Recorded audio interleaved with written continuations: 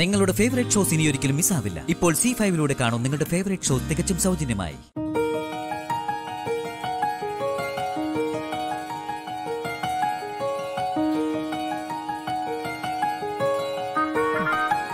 അമ്മേ,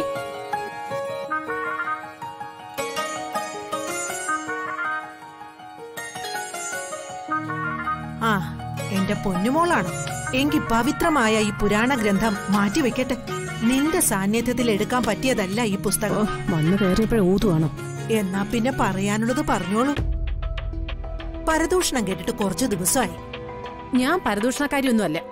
സത്യം പറയുന്നത് പരദൂഷണമെങ്കിലേ ശരിയാ, ഞാൻ അത്രക്കാരിയാ. പൊതുവായുള്ള നിന്റെ സ്വഭാവ വൈകല്യങ്ങള് നിന്റെ അമ്മയായ എനിക്കറിയാലോ. അതുകൊണ്ട് ഞാൻ പറഞ്ഞത്. എനിക്കെന്തെങ്കിലും വൈകല്യം ഉണ്ടെങ്കിലേ അതെല്ലാം എന്റെ അമ്മയിൽ നിന്നും പകർന്നു കിട്ടിയതാ. ആഹാ, അത് ശരി. അപ്പൊ അതും എന്റെ പെടലിക്ക്. കുമാരനാശാനാണോ വള്ളത്തോളാണോ എഴുതിയതെന്ന് അറിയില്ല, ഒരു കവിത. അയ്യോ അമ്മേ, ഞാൻ അക്ഷരശ്ലോക മത്സരത്തിന് വന്നൊന്നുമല്ല. വളരെ സീരിയസ് ആയിട്ടൊരു കാര്യം പറയാൻ വേണ്ടിയാ ഞാൻ ഓടി വന്നത്. അമ്മ എന്നെ കളിയാക്കുന്നത് നിർത്തി അത് ഗൗരവത്തോടൊന്ന് കേക്കണം. നിന്നെ കണ്ടിട്ട് സീരിയസ് ആയ ഒരു കാര്യം പറയാൻ വന്നതായിട്ടൊന്നും എനിക്ക് തോന്നുന്നില്ല. ആ ശരി, എന്താന്ന് വെച്ചാ പറയേ. അമ്മേ, ഞാനും ഒരു അമ്മയമ്മേ. എനിക്ക് സങ്കടം വന്ന എന്റെ അമ്മയോടല്ലാതെ മറ്റാരോടാ ഞാൻ പറയുക? നിന്റെ ഭർത്താവിനോട് പറയണോ? ചില കാര്യങ്ങളിൽ രാമേട്ടനൊരു നിഷ്ഗുണ ബ്രഹ്മരാമേ. എന്തായാലും അവൻ പരബ്രഹ്മത്തിൽ ലയിച്ചിട്ടൊന്നുമില്ലല്ലോ. നീ അവനോട് തന്നെ പറയേ. ഈ കാര്യമൊന്നും അങ്ങേരോട് പറയാൻ പറ്റില്ല. ഇതെന്റെ അമ്മ അറിയേണ്ട വിഷയം. എന്നാ നീ ആമുഖ പ്രസംഗം നിർത്തിയിട്ട് കാര്യത്തിലേക്ക് വാ. അമ്മേ, കുറച്ച് ദിവസങ്ങളായി എനിക്ക് കുറച്ച് സംശയങ്ങളുണ്ട്. ഈ സംശയത്തില് എന്റെ പരിമോളും ഉണ്ട്.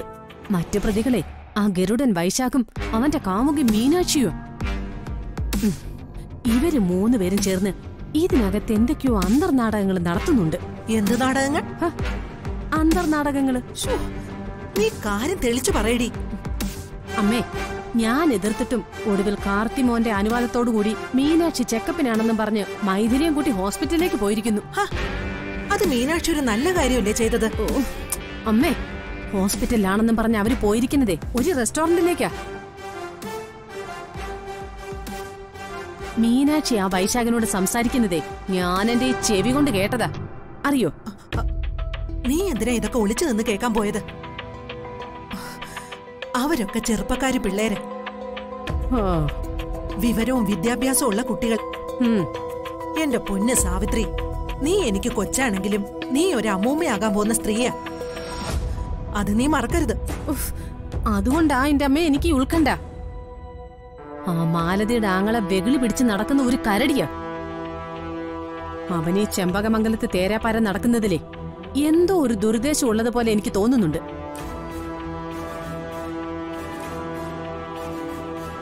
ഇവനും മീനാക്ഷിയും തമ്മിലുള്ള പ്രേമത്തിനെ മീഡിയേറ്റർ ആയിട്ട് നിൽക്കുന്നത് എന്റെ മരുമകളാണെന്ന് തോന്നുന്നു. മൈഥിലി നല്ല കുട്ടിയെ, അവൾ ആവശ്യമില്ലാത്തതൊന്നും സംസാരിക്കില്ല. ദേ, നീ വെറുതെ അവളോട് അമ്മായിമ്മ പോരനൊന്നും ചെല്ലരുത്. എന്റെ അമ്മേ, അവളും ഒരു പഠിച്ച കള്ളിയാ. മിണ്ടാതെ നിൽക്കുന്നതേ ഉള്ളൂ. എന്തൊക്കെയോ രഹസ്യങ്ങൾ അവൾ ഒളിപ്പിക്കുന്നുണ്ട്.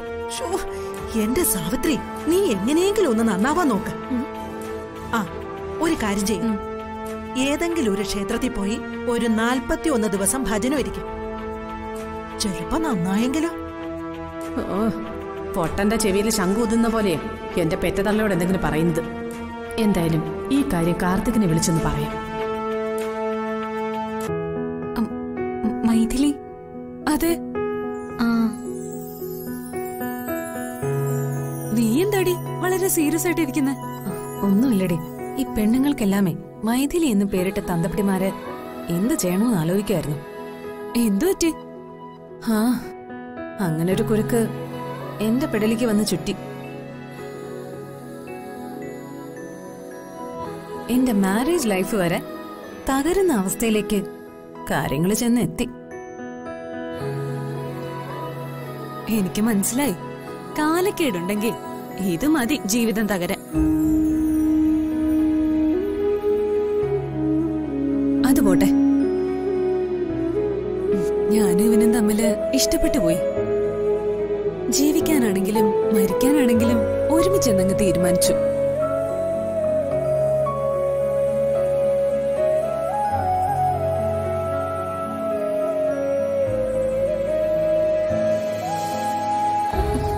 ഡ്രാമ ആയിക്കോ, പക്ഷെ തൊട്ടും തടവിയുള്ള ആക്ടിംഗ് ഒന്നും വേണ്ട.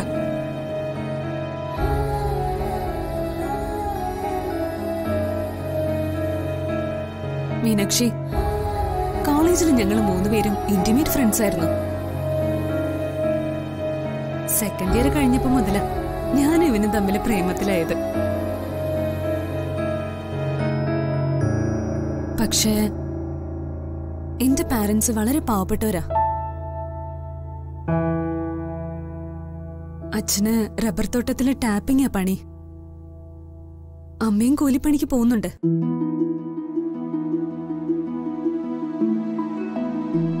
ഇവന് മറക്കാൻ ഒത്തിരി ശ്രമിച്ചു നോക്കി, പക്ഷെ പറ്റുന്നില്ല.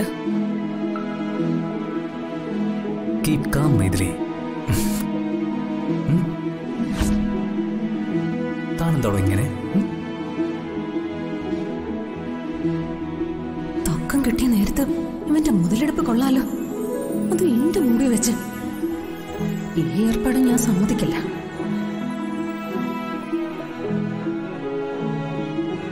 ഇവര് തമ്മില് ഡീപ്പായ പ്രണയം തന്നെയാണെന്ന് തോന്നുന്നു. അതോ ഒന്നും കൂടി എന്നെ ചുറ്റിക്കാണോ?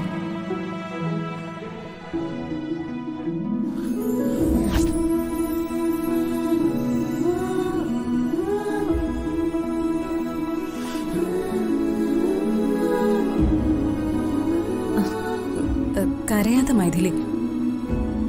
എന്തായാലും മീനാക്ഷിയുടെ സംശയം മാറി. പിന്നെ ഇവിടെ നിങ്ങളെ സഹായിക്കാന്ന് ഏറ്റല്ലോ, പിന്നെന്തിനാ വിഷമിക്കുന്നത്?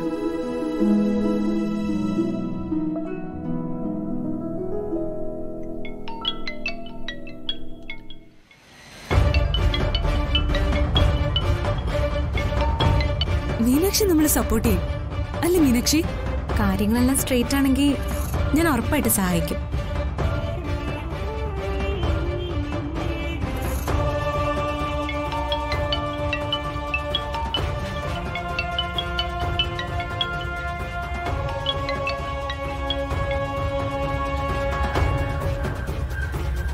ACP ആണല്ലോ.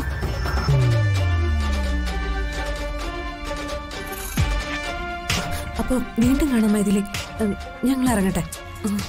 ഞങ്ങളെ സഹായിക്കും മീനാക്ഷി? തീർച്ചയായും. Thank you Varsha, thank you. ഈ ഉപകാരം ഞാൻ ഒരിക്കലും മറക്കില്ല. ഓക്കെ.